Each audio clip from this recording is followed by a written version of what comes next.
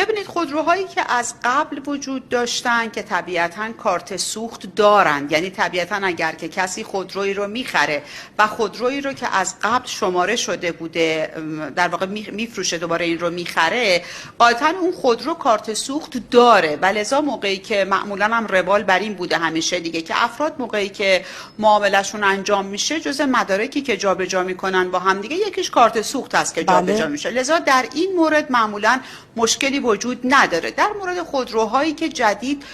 تولید میشن و جدید شماره میشوند در این مورد نکاتی وجود داره که طبیعتاً عرض کردم موضوع پر کردن تفاوت بین 110 میلیون لیتر و میانگین 133 میلیون لیتر مصرف روزانه است. در این حالی که دیشبم عرض کردم که بحث‌های مفصلی در دولت انجام شد که آیا این خودروها شامل این قضیه بشوند یا نشوند، لذا جمع‌بندی بر این شد که با توجه به وضعیت معیشتی مردم و آن در واقع رقمی که باید اختصاص داده بشه برای اینکه بشه روی موضوع کالاهای اساسی، روی کالابرگ و روی در واقع دارو و درمان برنامه‌ریزی‌های درست‌تری انجام داد، این جمع‌بندی انجام شد. شیوه اجرا در کارگروه انشالله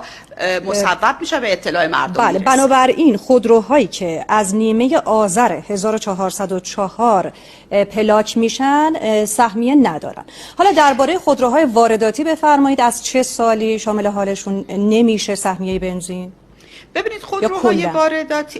وارداتی و خودروهای لوکس که از قبل هم خیلی هاشون در واقع به خصوص خودروهایی که حجم موتور بالاتری داشتن شامل این موضوع نمی شدن و با این مصوبه هم دیگه خیلی تکلیفشون به شدت روشنه. من فقط راجع به تاریخی که شما فرمودید تاکید بکنم جزئیات این موضوع رو کارگروه اعلام خواهد کرد. تو که قبلی فرمایش شما که در واقع خیلی جمع بندی رو گفتید گفتم بگم این رو کارگروه اعلام میکنه.